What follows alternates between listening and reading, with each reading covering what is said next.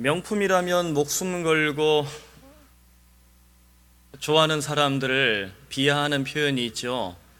된장남, 된장녀라는 표현입니다.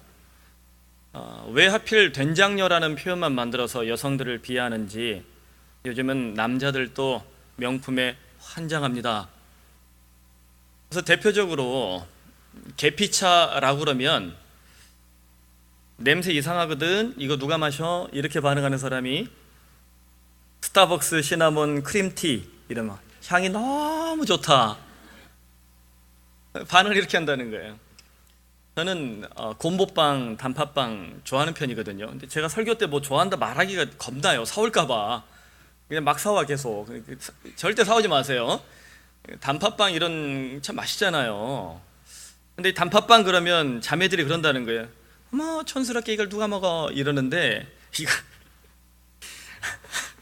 이걸 이렇게 이제 바꾸면 스위트 레드빈 브레드.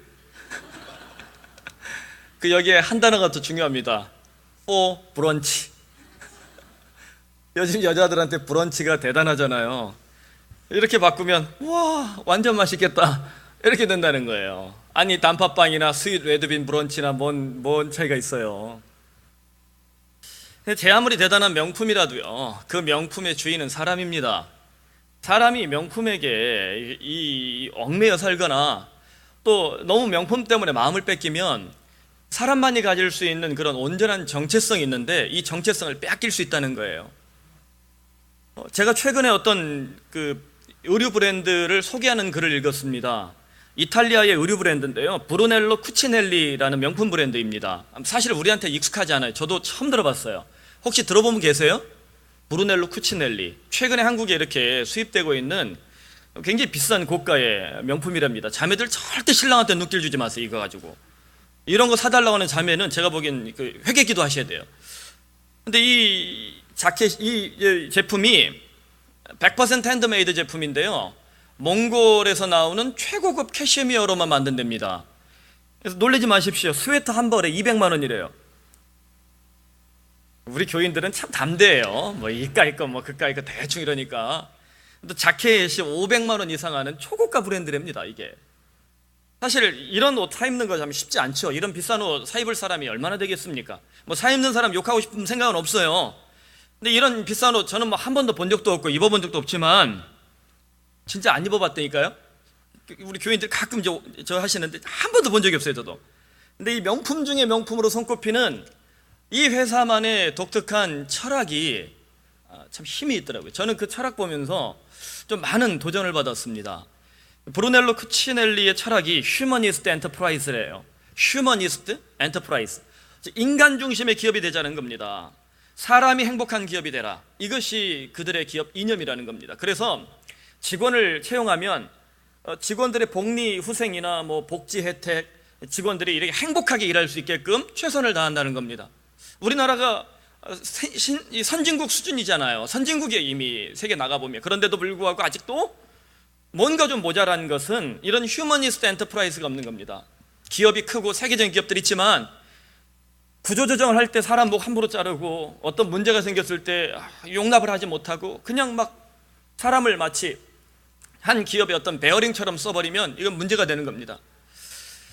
이 기업이 회장의 어떤 이런 경영 철학 따라서 다음과 같은 이 메시지가 있습니다. 몸과 마음이 건강한 직원을 통해 결점 없는 최상의 제품을 생산하는 것이 견실한 기업의 밑바탕이다. 최고의 디자이너, 최고의 재단사가 되기 전에 먼저 좋은 사람이 되라. 브루넬로 쿠치넬리라는 최고의 브랜드를 만들기 전에 먼저 뭐가 되래요? 좋은 사람이 되라. 야, 정말 대단하지 않습니까? 저는 이 철학을 보면서 교회를 생각해 봅니다. 뭐 최고의 교회, 뭐 최고 잘 나가는 무슨 이 교회 브랜드 이런 거 만들기 전에 먼저 우리 한 사람 한 사람이 좋은 그리스도인이 되길 바랍니다. 우리가 뭐 좋은 일터, 좋은 가정, 뭐 좋은 교회, 뭐 좋은 나라 만들기 전에 국민 한 사람 한 사람, 교인 한 사람 한 사람, 우리 같은 목사들, 이렇게 사고 치는 목사들, 저 같은 목사들 한 사람 한 사람이 먼저 좋은 사람이 돼야 된다는 거예요. 근데 사실 이 개념에서 우리가 보면 인생의 딜레마가 보입니다. 좋은 사람이 되라라는 이 표현이 to be의 철학이에요. to be, 무엇이 될 것인가. 나는 어떤 존재인가? 나는 과연 어떤 삶을 살고 있는가? 이 투비의 딜레마입니다. 그런데 우리는 보통 어디에 관심을 갖냐면 내가 무슨 일을 할까? 어떤 직업을 가질까? 뭘 해야 내가 이 이름을 낼 수 있을까? 이 투두에 함몰되는 인생을 사는 것이 대부분입니다. 그래서 투비와 투두, 하나님 앞에 어떤 사람이 될까? 또 사람 앞에 무슨 일을 할까? 이 두 가지 딜레마가 우리 삶에서 항상 이렇게 충돌을 일으키는 주제라는 거죠. 오늘 본문에 우리가 만나는 다윗이 바로 이 딜레마에서 투비, 즉 하나님 앞에 어떤 존재가 될 것인가 라는 역전승을 경험하는 하나의 모델입니다.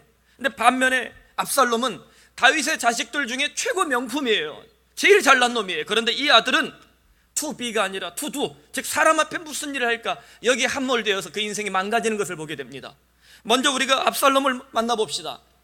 그가 투비보다는 투두를 우선시한다고 말했습니다. 하나님 앞에 좋은 사람이 되는 것이 우선인데 그가 왕이 되고 싶은 욕망과 정치적 어떤 이 탐욕 가운데서 투두, 즉 사람 앞에 무슨 일을 할까, 사람 앞에 내가 무엇을 자랑할 것인가에 대해서 너무너무 탐닉하다가 그가 무너지고 마는 그런 이 우리에게 일그러진 모델의 한 전형입니다. 그렇다면 압살롬이 보여주는 인생의 이 특징이 무엇이나 세 가지 정도 요약이 됩니다. 첫째, 압살롬은 자기를 위하여 철저하게 계산된 인생을 살았습니다. 계산된 인생이라는 거죠. 그가 형 암논을 암살했어요. 지난주에 우리가 만났죠. 형 암논이 사고를 치니까 그를 죽이기 위해서 무려 몇 년 동안 준비했대요? 2년 동안 암살을 철저하게 준비합니다. 형을 죽이기 위해서 자신의 정치적 또 사회적 입지를 공고히 하면서 2년 동안 암살의 기회를 엿봤다. 진짜 무서운 사람이죠. 그리고 형을 암살한 후에 13장 38절에 보면 자기 어머니의 고향 땅인 구술 왕에게, 암몬 땅으로 도망가 버려요. 거기서 3년 동안 피신을 합니다. 그리고는 다윗 왕이 용서할 것처럼 보이니까 3년 후에 다시 예루살렘으로 컴백홈을 합니다. 자, 2년 동안 기다렸다가 형을 죽였어요. 그리고 3년 동안 정치적 만명을 합니다. 그 다음에 복귀 후 2년 동안 14장 28절에 보면 압살롬이 다윗 얼굴을 보지 못했다고 기록하고 있습니다. 다윗이 아들이 돌아오는 것을 허락했지만 그를 용서하지는 못했다는 것이죠. 그래서 이 본문을 보면요, 성경이 압살롬 앞에 특징적인 숫자를 반복하고 있는 걸 볼 수 있습니다. 2년, 또 3년, 또 2년, 4년, 이런 식으로 압살롬 앞에만 특징적인 숫자가 유독 강조가 되고 있어요. 왜 그럴까? 이 숫자는 이 압살롬의 어떤 특징, 즉 계산적인 인생을 살아가던 압살롬의 특징을 보여주는 상징이 아닐까?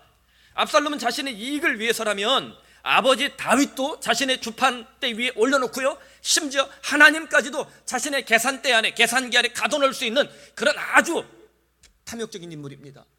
사람을 대할 때도 그는 계산합니다. 이 사람이 내게 도움이 될까, 그렇지 않을까?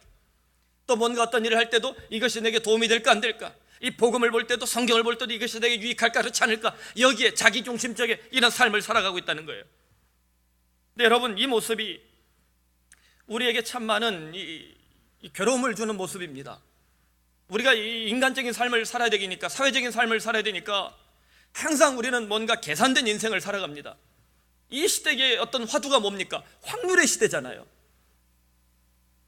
요즘 이영표 집사가 아주 월드컵에서 이 도사로 등극을 했습니다. 왜 그럴까요? 그가 세계 축구의 흐름을 알고 또 이런 유명한 리그에서 뛰어보고 선수들의 특징을 아니까 자기만이 가지고 있는 통계법이 있는 거예요. 그래서 거기에서 끄집어낸 데다가 거기다 기도까지 하니까 굉장히 잘 맞는 거예요. 사실은 확률의 시대를 보여주는 이런 이 통계치가 있죠. 그러나 우리 그리스도인은 어떻습니까?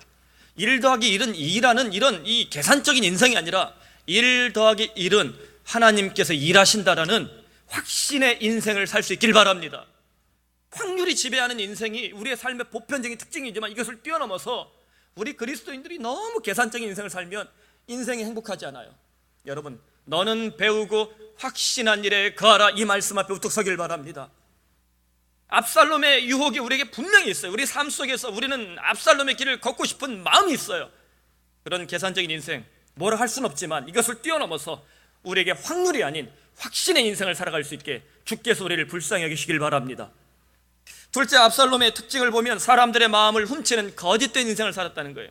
거짓된 인생이에요. 계산적인 인생을 사는 사람은 어쩔 수 없이 그 인생이 좀 허구 혹은 이렇게 꾸며내는 인생들이 좀 보이기 시작합니다. 이 사람이 압살롬이 사람들의 필요와 관심을 잘 알아요. 이게 이 머리가 좋은 사람이죠. 이 사람에게 뭐가 필요할까? 이 사람 무엇에 관심이 있을까? 이걸 정말 귀신같이 아는 능력이 있었던 것 같아요. 그래서 이걸 치밀하게 이용합니다. 5절 말씀을 보면 압살롬이 이렇게 말합니다. 내가 이 땅에서 재판관이 되고 누구든지 송사나 재판할 일이 있어 내게로 오는 자에게 내가 정의 베풀기를 원하노라.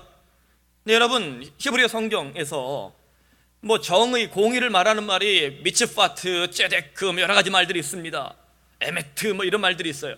근데 이 단어들은요, 그 앞에 반드시 주어가 누구냐면 야훼예요. 여호와 하나님이 정의와 공의의 주인인 줄로 믿습니다. 성경은 언제나 정의, 공의, 그리고 사랑, 인애, 이런 자비, 이 말을 할 때는 앞에 항상 하나님이 주어인데 지금 압살롬은 하나님을 빼고 누가 주어가 되고 있어요? I do, I did, 내가 하겠다, 내가 했다라고 말을 합니다. 즉 하나님의 자리를 빼어놓고 사람들 앞에 자기를 돋보이게 만드는 인생을 그가 이렇게 지금 하나하나 만들어가는 거예요. 압살롬이 이런 자신의 매력을 돋보이기 위해서, 매력과 힘을 돋보이기 하기 위해서 재밌는 퍼포먼스를 준비합니다. 1절에 보면 그 후에 압살롬이 자기를 위하여 병과 말들을 준비하고, 하나님이 왕들에게 경고했던 게 뭐냐면 너희 곁에 병거와 말들을 주게 하라고 그랬습니다. 왜? 병거나 말들이 많아지면요, 그 왕이 하나님을 의지하지 않고 병거와 말을 의지한다는 거예요. 제가 보니까 교회도 대형 교회가 되면 한 10,000명, 20,000명대 되는 대형 교회 목사가 되면 뇌 구조가 좀 바뀌는 것 같아요. 사람 부족하지 않고 돈 부족하지 않으니까 이게 생각이 좀 달라지는 것 같더라고요. 여러분 정말 감사하십시오. 저는 아직 멀었습니다. 그런 평생 빠질 일이 없을 것 같아요. 큰 교회가 안 되니까 우리 교회는. 제가 이런 얘기하면 또 우리 권사님들이 목사님 왜 그러시냐고, 될지도 모르는데 이럴까 봐 겁나는데 될 일이 없어요. 걱정하지 마세요. 안 되게끔 만들 거예요. 그러니까 이게 병거와 말들을 준비해 놓으니까 누구를 의지해요? 하나님 의지 않고 자기를 돋보이는 거예요. 그리고 그 옆에 호위병 50명을 앞에 세워서 이 폼을 잡고 가오를 잡고 가는 거예요. 완벽한 퍼포먼스죠. 풍악을 울리고 50명이 옆에 호위하고 병거와 말을 쫙 깔아놓으니까 사람들이 보면 어때요? 우와. 근데 제가 성경에는 없지만 한번 생각해 봤어요. 이 50명의 호위병들이, 이 보디가드가 잘생겼을까? 못생겼을까? 잘생겼다, 잘생겼다, 텔레콤 이렇게 요즘 유행이잖아요. 이게 자꾸 요즘 한국 사회가 잘생긴 거, 또 보기 좋은 거 이런 데만 하다 보니까 지금 문제인데, 제가 보기엔 이거 잘생기지는 않았을 것 같아요. 혹시 여러분 메가더 장군이 인천 상륙작전 벌인 다음에 사진 찍은 거 보셨어요? 그 전쟁을 연구하는 역사학자들이 메가더의 독특한 기질을 그 사진 속에서 발견합니다. 메가더의 사진들이 몇 개 있거든요. 메가더가 항상 자신을 돋보이는 사진을 찍었대요. 메가더의 키가 미국 사람치고는 작답니다. 그래서 이 인천 상륙작전 할 때 얼마나 멋있어요. 역사에 남는 사진이잖아요. 착하니 바닷길을 걸어오는데 그의 꿈이, 정치 야망이 대단했잖아요. 대통령 되고 싶었잖아요. 그래서 이렇게 걸어갈 때 그 옆에 자기보다 잘생긴 사람, 키 큰 사람 놨겠어요, 안 놨겠어요? 안 놨어요. 이게 정치적 야망이 큰 사람, 자기가 좀 잘 되고 싶은 사람은요, 자기를 돋보이려는 욕심이 있어요. 아마도 이 호위병 50명도 압살롬을 돋보이게 하기 위해서, 특별히 압살롬이 발바닥부터 정수리까지 흠이 없을 정도로 잘생겼다고, 이스라엘에서 최고 잘난 놈이라고 성경이 기록합니다. 아니 얼마나 잘생겼길래 발바닥부터 정수리까지 잘생겼대. 거기다 머리털이 얼마나 찰랑찰랑 긴지 자르면 이게 한 근이 나왔대요. 저는 우리 교회 부목사님 뽑을 때 머리 긴 사람 안 뽑을 거예요. 이게 얼마나 잘났으면 이렇겠어요. 이렇게 잘생긴 사람이 자기 옆에 좀 못난 애들 50명 세우고 막 이렇게 퍼포먼스를 하니까 사람들이 어떻게 했어요? 거기다 성전 문 앞에 이렇게 딱 폼 잡고 있으니까 이스라엘 백성이 그 멋진 압살롬에게 마음을 서서히 빼앗기기 시작합니다. 그래서 성경은 압살롬을 두고 도둑놈이라고 말을 해요. 까나브라는 표현이에요. 히브리어 까나브. 이거는 상대방을 철저히 속여서 뭔가를 강탈한다는 뜻입니다. 굉장히 나쁜 뜻이에요. 거기다 이게 동사가 PL형이라고 돼 있어요. 히브리어는 이 동사의 변형이 굉장히 심한데 이게 강조형이거든요. 그러니까 까나브는 뭐예요? 남의 마음을 훔치는데 어떻게 훔쳐요? 의도적으로 내가 정말 온 힘을 다해서 빼앗는 거예요. 그래 도둑놈인 거예요. 누구의 마음을 훔치는 거예요? 백성의 마음인데 어떤 백성이에요? 자기 백성이 아니라 이것은 아버지 다윗 왕의 백성입니다. 더 나아가 하나님의 백성이에요. 그 사람들의 마음을 가감없이 뺏고 있는 겁니다. 여러분, 만일 목사가 성도들이 하나님 앞에 서야 되는데 이 교회 마음에서, 성도들의 마음 앞에서 목사 혼자 영광받고 있다면 그 목사 가짜입니다. 더 나가서 유병헌이가 얼마나 독특합니까? 이름은 좋잖아요, 구원파. 근데 거기 있는 사람 구원 못 받아요. 유병헌이 한번 잡아보겠다고 대한민국이 다 반상회를 하고 있습니다. 반상회해서는 안 돼요. 교회는 반성회를 해야 돼요. 그런 정말 괴물 같은 이단들이 나와가지고 어떻게 하고 있습니까? 하나님께 나아가야 될 백성들의 마음과 하나님께 올려야 될 그 예물과 하나님께 드려야 될 이 헌상, 모든 것들을 자신이 갈취하고 사람들의 생명이 저렇게 풍지박산나게, 인생의 풍지박산나게 만들잖아요. 이 잘못된 지도자가 이렇게 나쁜 거예요. 그래서 압살롬 같은 지도자는 도둑놈인 겁니다. 우리 대한민국 땅에도 지도자의 복이 없다라는 말을 종종 합니다. 정치인들 우리가 그렇게 노력해서 뽑아놔도 51대 49 이 민중의 수준은 굉장히 올라갔어요. 여러분, 대한민국 국민이 우매하단 말 하지 말라고. 그런 말하는 사람들 입을 오바로고 쳐버려야 되다. 우리가 좀 미련한 건 있지만 그래도 대한민국 국민이 전 세계 선진국 수준 된 건 정치의식이 대단하잖아요. 51대 49는 나오잖아요, 우리가. 이런 이 파인 튜닝을 할 수 있는, 정치적으로 이런 선거를 할 수 있는 민족이 얼마나 되겠습니까? 우리 주변에 이 압살롬 같은 정치꾼이나 이런 잘못된 모습들, 사실 이거는 우리가 가지고 있는 어떤 죄의 어떤 담론입니다. 여러분, 우리도 그렇지 않습니까? 예수를 믿고 복음을 받고 하나님 말씀이 내게 이 은혜가 돼서 정말 하나님 앞에 회개하고 서는 건 좋은데, 나를 돋보이게 하려고, 혹은 내 삶을, 내 어떤 믿음을 돋보이게 하려고 혹시 우리가 퍼포먼스를 하거나 오버하지 않는가? 우리 푸른 사람에게 강대상이 사실 볼 거 하나도 없잖아요, 그죠? 그러니까 저는 밖에서 뭐 퍼포먼스 하는 거 뭐라 안 하는데 강대상 위에서 난리부르스 치는 거 별로 안 좋아합니다. 그래서 찬양팀이 알아서 죽어요. 이 강단이, 이 교회의 강단이 지금부터 이 교회가 문 닫을 때까지 처음부터 끝까지 성경과 이 강대상, 복음 외에는 다른 퍼포먼스가 없어도 하나님께서 일하시고 우리의 은혜를 주시는 충분한 강단이 되기를 간절히 소원합니다. 셋째, 압살롬의 이 삶의 특징이 굉장히, 이 세 번째가 이 위험한데요, 하나님의 말씀까지 악용하는 종교적 인생을 선택한다는 사실입니다. 종교적 인생이에요. 이건 신앙적 인생과 다른 겁니다. 제가 굳이 이 표현을 선택을 했습니다. 압살롬은 다윗 가문에 전승되어 오던 족장들의 이야기를 잘 알고 있었을 겁니다. 왜냐하면 다윗이 하나님을 정말 사랑했던 사람이잖아요. 그래서 이 유다 지파에서 전승되어 오던 어떤 갈렙의 노래라든가 헤브론 땅의 노래라든가 아브라함과 이삭과 야곱, 이 요셉의 노래라든가 이런 믿음의 족장들의 노래들을 잘 알고 있었을 겁니다. 왜냐하면 성경이 기록되기 전에는 구전의 방식, 즉 오럴 트래디션으로 전승이 되잖아요. 우리나라도 예전에 글이 나오기 전에는, 예전에 여러분 뭐 학교 다닐 때 이런 거 배웠잖아요. 얄리얄리 얄라셩 얄라리 깔라리 야굴르지롱, 뭐 이런 거 잘 안 까먹잖아요, 한번 들으면. 뭐 아리랑 같은 경우도 구전 아닙니까? 아리랑 아라리요. 이거 한번 듣고서 기억 못하는 한국 사람 없잖아요. 왜 그래요? 유전자에 우리가 이게 유전되기 때문에 그래요.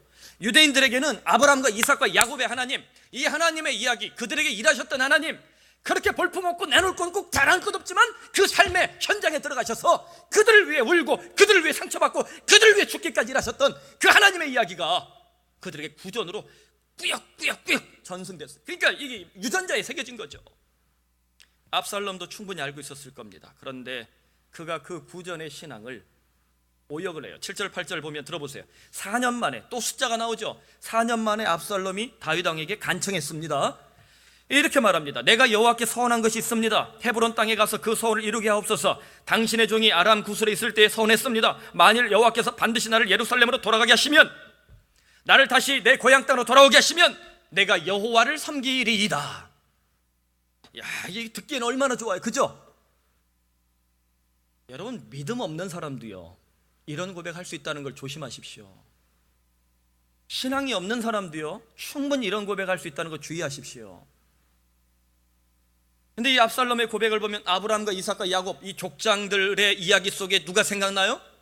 베델 땅에서 돌베개를 베고 하나님을 향해서 기도했던 야곱의 서원이 기억이 납니다. 야곱이 잠 깨어 이 하늘을 보니까 하늘로부터 떼요. 꿈에서 잠을 깨니까 사닥다리가 놓여있대. 이게 돌계단이거든요. 그래서 하나님의 천사가 오르락 내리락 하면서 그에게 은혜를 줍니다.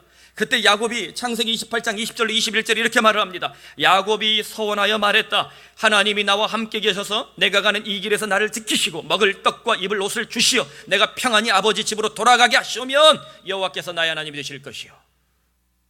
여러분 아마 이 말씀 많이 기억할 겁니다.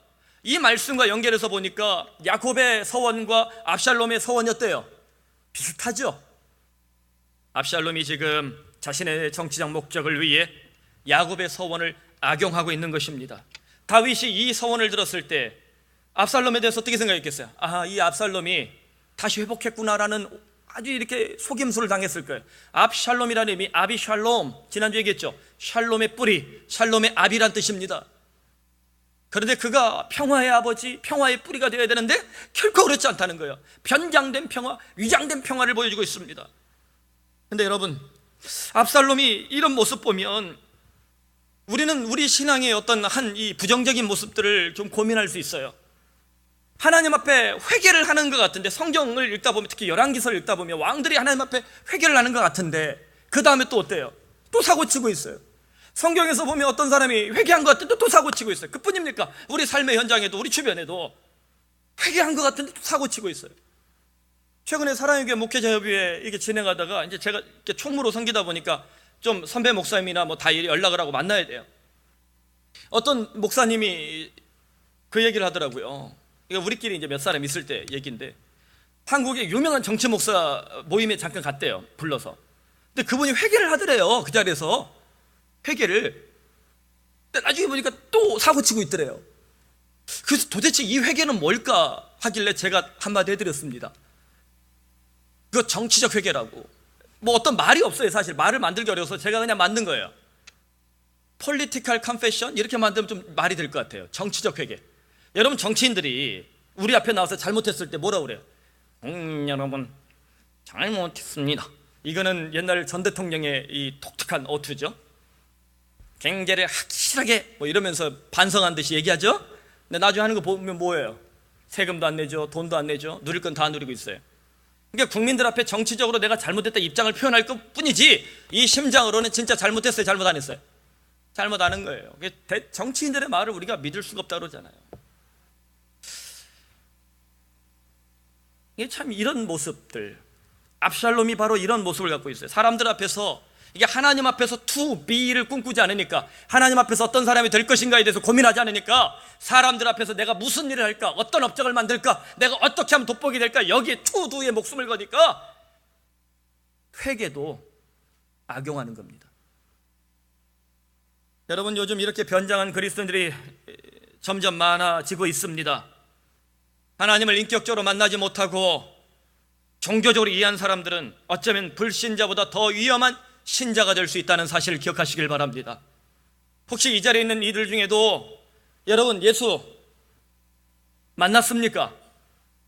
십자가에 달리셔서 나를 위하여 죽으신 그 예수님을 여러분 신앙으로 고백하고 계십니까?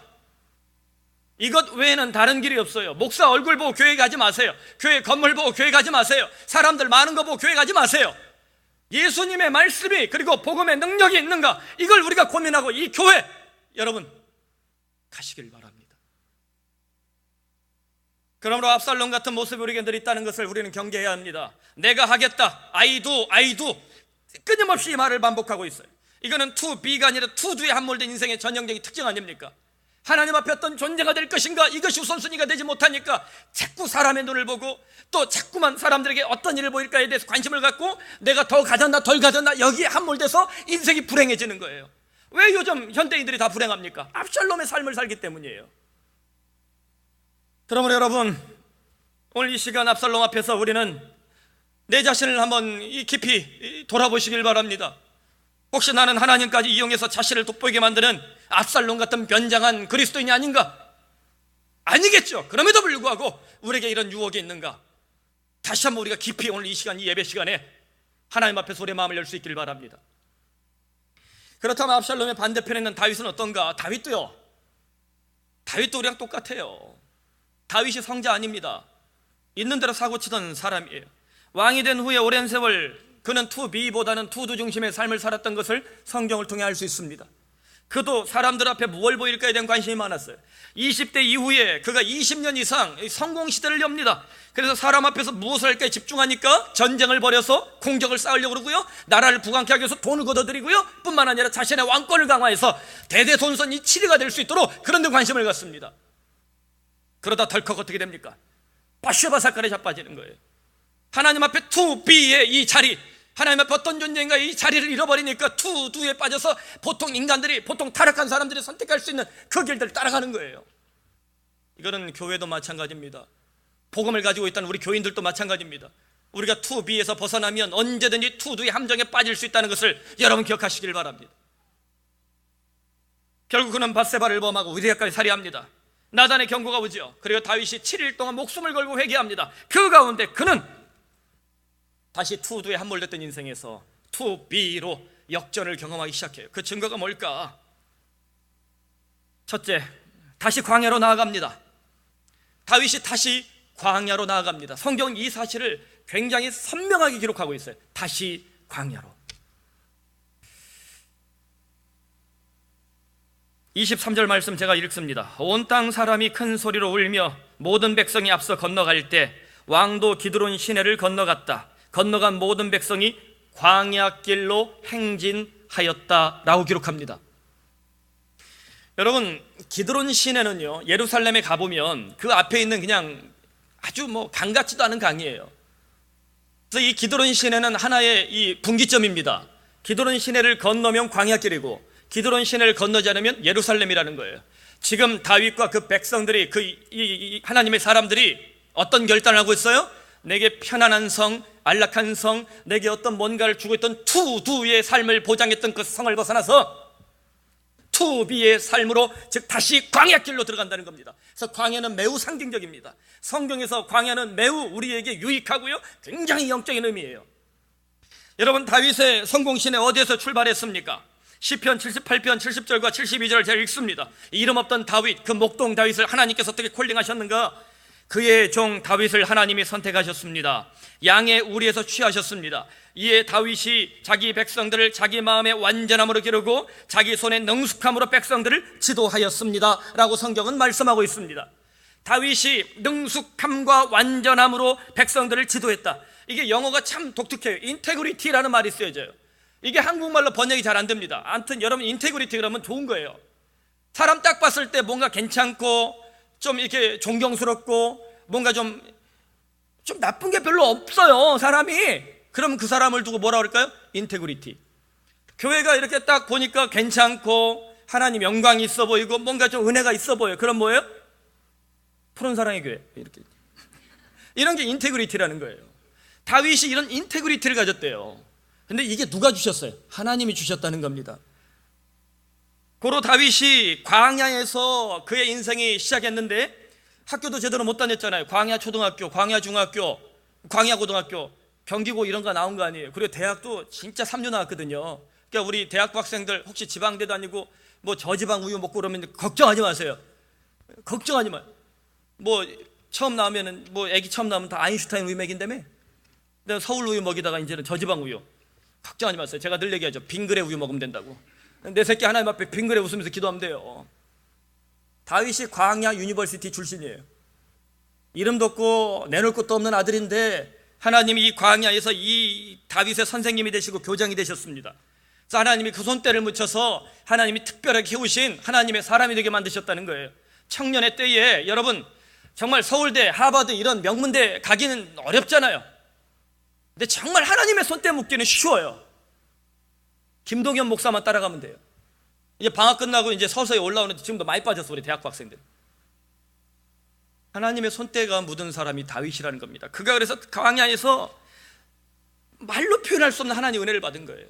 그래서 광야는 생명이 위험한 땅입니다. 거기 들어가면 죽어야 돼요. 하지만 광야가 생명이 위험한 땅이기에 하나님의 특별한 보호와 하나님의 특별한 능력을 경험할 수 있는 땅이라는 것을 믿으시길 바랍니다. 때때로 여러분 인생 살아가면서 내가 의도치 않았던 성공할 때 있잖아요. 회사에서 잘 나가고 어느 정점에 올라가고 그래서 하이랜드를 차지한단 말이에요. 근데 그 하이랜드에 올라가면 어떻습니까? 항상 백척 가운데 올라가면 바람 불어요. 그러나 우리 주님은 바로 이 인생 성공의 정점에서 혹은 실패의 정점에서 고난의 정점에서 고독의 정점에서 나를 콜링하시고 부르시는 줄 믿으시길 바랍니다. 언제요? 그 땅을 광야길로 만드시길 바랍니다. 내가 살아가는 땅이 내 현장이 광야가 되는 길이 되도록 언제나 우리가 깨어서 하나님 앞에 설 수 있길 바랍니다. 둘째, 다윗은 언약궤를 존귀하게 대합니다. 다시 광야길로 들어가면서 그는 언약궤 앞에 우뚝하게 서게 돼요. 사독이라는 대제사장이 찾아옵니다. 25절 말씀이에요. 보라, 하나님의 궤를 성읍으로 도로 메어가라. 이게 다윗의 얘기입니다. 사독이 찾아왔어요. 언약궤 메고 찾아왔어요. 다윗 왕이시여, 아무리 압살롬이 강한 군대를 가지고 반역을 해도 언약궤 품고 있으면 우리가 이길 수 있잖아요. 언약궤 제가 들고 왔습니다. 근데 다윗이 언약궤 다시 메고 가래요. 만일 내가 여호와 앞에서 은혜를 입으면 도로 나를 인도하사 내게 그 궤와 그 계신들을 보이실 것이다. 무슨 말이에요? 언약궤가 있는 곳에 하나님이 도로 나를 데려가실 것이다. 여기 도로 두 개가 반복돼요. 물론 여기서 말하는 도로는 참치 뱃살이 아닙니다. 제가 좋아하긴 하지만 이 도로의 은혜, 여러분, 도로의 은혜를 경험할 수 있길 바라요. 내가 하나님을 조종하는 것이 아니라 하나님이 나를 끌고 가는 것, 하나님이 나를 리딩하는 것, 이게 도로의 은혜예요. 여러분 보세요. 언약궤는 하나님의 임재와 하나님 말씀을 상징하잖아요. 그래서 언약궤를 가진 사람은요, 정치적, 영적, 사회적 이 모든 파워를 다 갖춘 사람입니다. 그래서 다윗이 자신의 정치적 어떤 싸움, 이 압살롬과 이 역성혁명 앞에서 승리하려면 언약궤 쥐고 있으면 좀 편해요. 백성들 앞에 이렇게 얘기할 수 있잖아요. 봐라, 내가 언약궤 갖고 있지 않냐? 봐라, 하나님이 내게만 말씀하신다. 그러나 다윗은 언약궤를 예루살렘으로 도로 메고 가라고 강력히 명령합니다. 나는 광야길로 가겠다. 그러나 언약궤는 예루살렘 성소에 그대로 도로 올려놓으라. 이게 무엇입니까? 여러분, 언약궤는 사람의 필요에 따라서 함부로 움직일 수 없는 하나님의 선물입니다. 다시 말합니다. 하나님의 말씀은 사람의 필요와 의지에 따라서 좌로나 우로나 치우쳐서는 안 되는 것입니다. 내가 원해서, 내가 필요해서 하나님 말씀을 오역하거나 내가 의도적으로 이 해석해서 하나님 말씀을 구부러뜨리는 것은 결코 우리가 해서는 안 된다는 것입니다. 북극성이 움직이지 않고 북극에 꽂혀 있는 것은 길을 잃어버린 뱃사공들이 북쪽을 알고 자신의 길을 찾을 수 있게 하기 위함입니다. 하나님 말씀은 우리의 영혼의 북극성입니다. 말씀이 있기 때문에 우리는 동서남북 사방을 알게 됩니다. 길을 잃지 않을 수 있습니다. 내가 말씀을 움직이는 것이 아니라 말씀이 나를 움직이게 하시길 바랍니다. 다윗이 이 은혜를 찾아낸 것입니다. 그러므로 투두를 하길 원했다면 그는 언약궤 들고 갔어야 돼요. 사람 앞에 내가 언약궤를 가지고 무엇을 할까 고민했겠지만 투비로 돌아왔기 때문에 이 언약궤 앞에서 나는 어떤 존재인가를 고민하는 것입니다. 여러분, 언제나 하나님 말씀 앞에서 정말 몇 권 되지도 않잖아요. 66권밖에 안 줬잖아요. 70권이면 어떡할 뻔했어요. 가톨릭 교회 안 다니면 난 너무 좋아요. 외경 안 읽잖아요. 거기 가면 외경 있거든요. 그거 되게 두꺼워요. 그리고 두껍기도 하고 해석도 어려워요. 지들 마음대로 써나갖고. 그러나 우리는 검증된 성경 66권만 있잖아요. 얼마나 이것도 못 읽어요? 정이 못 읽을 것 같으면 요한복음이라도 읽으시면 돼요. 제일 짧은 건 유다서 한 장밖에 없잖아요. 얼마나 마음 편해. 일주일에 한 권을 읽었잖아요. 유다서 한 장. 그럼에도 불구하고 이 작고 내놓을 것 없는 이 하나님 말씀이 우리 영혼의 북극성입니다. 그러므로 여러분, 우리 인생에서 가장 온전한 곳에 말씀이 있어야 될 그 자리에 이 하나님 말씀을 제자리에 올려놓으시길 바랍니다. 바로 그때 우리는 광야길에서, 바로 그때 우리는 삶의 위기 앞에서 하나님이 주시는 온전한 은혜를 누릴 수 있을 줄로 확신합니다. 셋째, 다윗은 눈물을 회복합니다. 30절에 다윗이 감람산 길로 올라갈 때라고 기록되어 있습니다. 마치 이 모습은 예수님께서 십자가의 고통을 향해서, 십자가 순환을 향해서 걸어가는 모습을 보여주는 장면과 같습니다. 구약과 신약이 서로 복음 안에서 만나잖아요. 그 모습을 오묘하게 보여줍니다.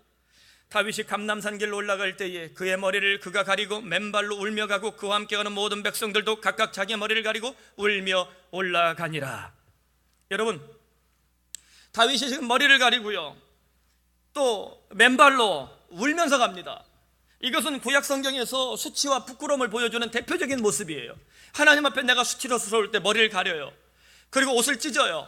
맨발로 울면서 가는 것이 이게 수치의 상징입니다. 그런데 저는 이 다윗의 모습에서요, 단순한 수치만 보지 않습니다. 그 이상의 의미가 있다는 거예요. 만일 다윗이 그냥 수치와 부끄러움만 얘기했다면 그 백성들과 함께 그런 꼴로 가겠습니까? 여러분, 전쟁이 벌어졌어요. 지휘관이 무기도 없고 싸울 능력도 없어요. 그럴 때 큰일 났다, 우리 다 뒤지게 생겼다 그러면 어떻게 돼요? 다 뒤져요. 근데 이상하게 머리 이렇게 벗겨진 우리 이의수 목사라는 사람이 이런 조크를 하면 잘 웃던데, 멀쩡한 제가 하니까 잘 안 웃더라고요. 아무리 위험하고 힘이 없고 그래도 어때요? 우리가 그렇게 얘기하면 정말 이렇게 다 죽는 거잖아요. 지휘관은 그때 더 담대하게 아무것도 없어도 할 수 있다라고 외칠 수 있어야 되는데, 다윗은 지금 이게 백성들, 자기 이 거룩한 하나님의 군대와 함께 마하나임이 된 겁니다. 하나님의 거룩한 군대가 된 거예요. 우리의 무기는 칼이나 또 권력이나 돈이 아니라 우리의 눈물이라는 것입니다. 우리 모두가 하나님 앞에서 죄인이고 하나님의 은혜만이 우리를 살릴 수 있다는 것에 그가 목숨을 거는 거예요. 다윗이 앞서서 맨발로 울면서 하나님 앞에 엎드리니까 그 하나님의 군대들도 엎드리는 겁니다. 눈물을 회복하니까 이 군대가 그저 사람의 어떤 방식이나 어떤 이 삼국지에 있는 어떤 이런 이 편법이나 이런 것이 아니라 하나님의 말씀의 원리에 따라서, 하나님 주신 이 능력에 따라서 그들이 눈물의 힘을 회복하는 것입니다. 그러므로 더 이상 사람 앞에 우리가 어떤 존재가 될 것인가, 투두에 대해서 내가 사람 앞에 어떻게 보일 것인가, no way, 아무도 머리 풀어 헤치고 울며 맨발로 왕이 이렇게 처절하게 철저하게 하나님 앞에 벌거벗고 있잖아요. 그러므로 그는 to be, 즉 하나님 앞에 어떤 존재인가, 주여 나는 죄인입니다. 주여 나는 눈물을 흘릴 수밖에 없는 하나님의 사람입니다. 주님이 내 눈물을 받으시고 이 눈물이 능력되게 하여 주시옵소서. 우리 삶의 현장에 이 영적인 눈물이 회복될 수 있길 바랍니다. 시편 3편에 다윗은 압살롬의 반역을 보면서 우리에게 너무나도 귀하고도 복된 말씀을 주십니다. 그의 눈물의 찬송을 통해서 to be가 어떤 의미인가, 우리가 하나님 앞에 어떤 회복을 경험할 수 있는가에 대해서 당대하게 얘기하고 있어요. 들어보세요. 여호와여, 나의 대적이 어찌 그리 많은지요. 이러다 나를 치는 자가 많습니다. 많은 사람이 나를 대적하여 말하기를 그는 하나님께 구원을 받지 못한다 하나이다. 여호와여, 주는 나의 방패시요 나의 영광이시요 나의 머리를 드시는 자시니이다. 내가 나의 목소리로 여호와께 부르짖으니 그의 성산에 응답하시는도다. 내가 누워 자고 깨었으니 여호와께서 나를 붙드심이로다. 천만인이 나를 애워싸 친친다 하여도 나는 두려워하지 아니하리이다. 여호와여, 일어나소서. 나의 하나님이여 나를 구원하소서. 주께서 나의 모든 원수의 뺨을 치시며 악인의 이를 꺾으셨나이다. 구원은 여호와께 있사오니 주의 복을 주의 백성에게 내리소서. 여러분, 살면서 내가 의도치 않은 욕을 얼마나 많이 먹어야 됩니까? 내가 생각지 못했던 이런 이상한 고난들이 얼마나 많습니까? 나는 똑바로 살려고 그러는데 내 주변에 얼마나 많은 원수 같은 이들이 나를 괴롭히고요, 내가 뭘 잘못했다고 나한테 뭐라 그러고, 내가 뭘 얼마나 실수했다고 나한테 뭐라 그럽니까? 얼마나 많은 사람이 내 심장을 갈기게 쪼개려고, 내 발목을 끊어버리려고, 내가 가진 것들을 팔목까지 끊어버리려고 덤벼댑니까? 때때로 우리는 이런 이 심각한 인생의 어떤 이 고난과 아픔 앞에서 좌절할 때가 많습니다. 그러나 바로 그때 우리는 다윗의 눈물을 회복할 수 있어야 합니다. 그의 눈물은 하나님 앞에 회개의 눈물이요, 회복의 눈물이요, 재기의 눈물입니다. 그러나 사람의 눈앞에서 정치적 회개를 한다면 우리의 눈물은 악어의 눈물이요, 거짓의 눈물이요, 서러운 눈물일 뿐입니다. 사랑하는 성도 여러분, 지금 나는 어떤 눈물을 흘리고 있습니까? 나의 눈물이 to do에서 벗어나 to be의 눈물로 하나님께 올려진다면 시편 30편 5절에 다윗이 우리에게 고백하는 이 다윗의 은총이 우리의 삶에 찾아올 것입니다. 그의 노염은 잠깐이요 그의 은총은 평생이로다. 저녁에는 울음이 깃들일지라도 아침에는 기쁨이 오리로다. 저녁에는 울음이 깃들일지라도 아침에는 기쁨이 오리로다.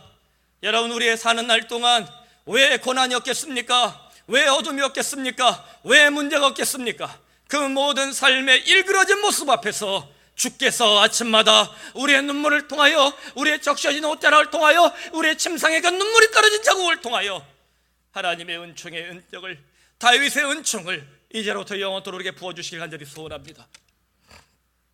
말씀을 맺습니다. 하나님과 우리의 관계에 대해서 우리는 종종 생각해 보아야만 합니다. 좀 재밌는 예화가 있어요. 애인이 감기에 걸렸을 때 남자친구의 4가지 반응이 있습니다. 우리 김동현 목사님이 곧 결혼합니다. 근데 그 형제의 반응은 제가 잠시 후에 보여드리겠습니다. 초반기에 여자친구가 감기에 걸리면 이렇게 한다는 거예요. 자기야, 여기 약 사왔어.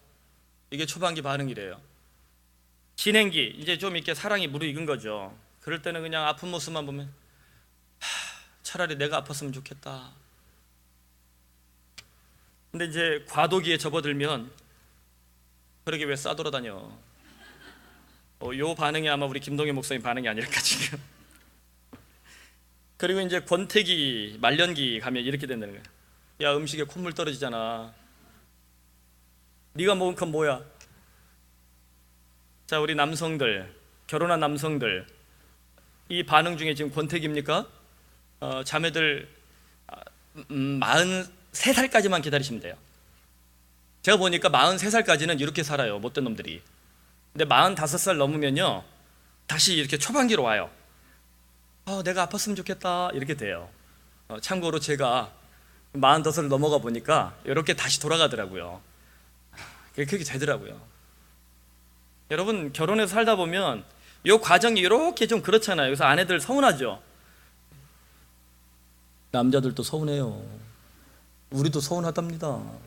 이게 그렇게 돼요. 근데 이 모습이 어느 정도 다시 성숙하고 나이가 좀 더 들어가면 다시 돌아가는 것 같아요. 그런데 하나님과의 관계에 있어서 우리는 종종 이 4단계를 반복할 때가 참 많습니다. 은혜 받고 좋을 때는 하나님 앞에 초반기처럼 하나님 앞에 너무 잘하고 싶은데 조금 지나서 이 신앙의 권태기가 오고 신앙의 말년기가 오면 어때요? 하나님 계셨어요?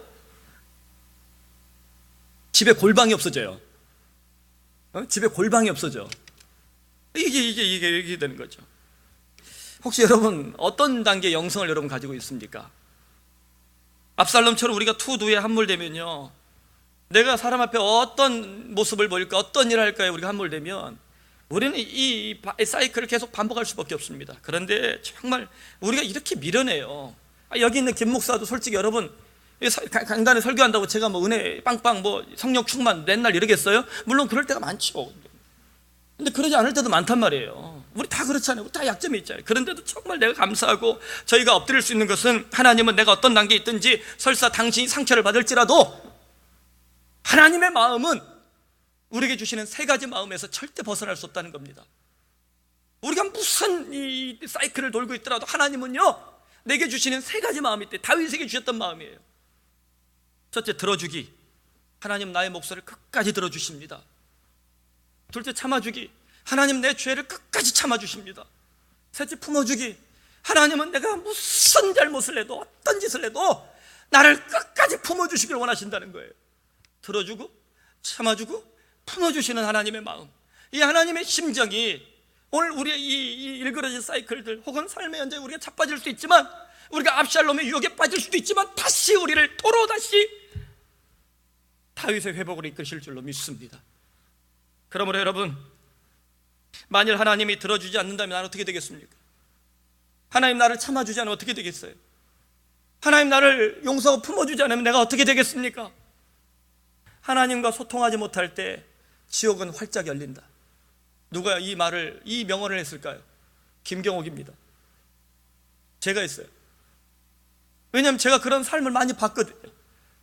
목사지만 제가 목회 현장에서 이런 것들 너무 많이 봤거든요. 하나님과 우리의 관계가 뚝 끊어져서 들어주시는 하나님, 참아주시는 하나님, 품어주시는 하나님, 이 하나님 관계가 뚝 끊어지면 그 순간 지옥이 열려요. 여러분, 남편이 아내가 지옥 될 수 있다는 거 아십니까? 내 자식이, 내가 피로 키운 내 새끼가 내 지옥이 될 수 있다는 거예요. 여러분, 전방에서 GOP에서 근무하면요, 소대원들끼리 소대장하고 정말 생명을 바쳐서 같이 있어야 돼. 그런데 이 소대원들끼리 서로 이전 투구하다가 임병장에는 그 친구 그냥 확 가니까 쏴서 다 죽여버리잖아요. 얼마나 우리 인간의 약한 본성이 이렇게 힘듭니까? 그러나 여러분, 우리에게는 더 이상 압살롬의 그런 투두에 자빠질 수 없는 하나님께서 주시는 투비의 선물이 있음을 우리는 기억해야만 합니다. 그것이 무엇입니까? 우리를 대신해서 십자가에 달리신 예수 그리스도의 은혜입니다. 주님께서 들어주고 참아주고 품어주시는 하나님의 심장을 십자가에서 그 피를 뚝뚝 떨어뜨리시고 우리에게 보여주셨습니다. 그러므로 누구든지 예수 그리스도의 이름 앞에, 주님의 보혈 앞에 엎드리면 하나님은 내 목소리를 들어주실 것입니다. 하나님은 다시 한번 나를 참아주실 것입니다. 하나님은 다시 한번 나를 품어주실 것입니다. 그러므로 내가 투두 즉 압샬롬의 잘못된 인생이 아니라 투비 다윗의 역전승을 경험할 수 있도록 우리의 모든 인생을 이끌어 주실 줄로 우리는 확신합니다.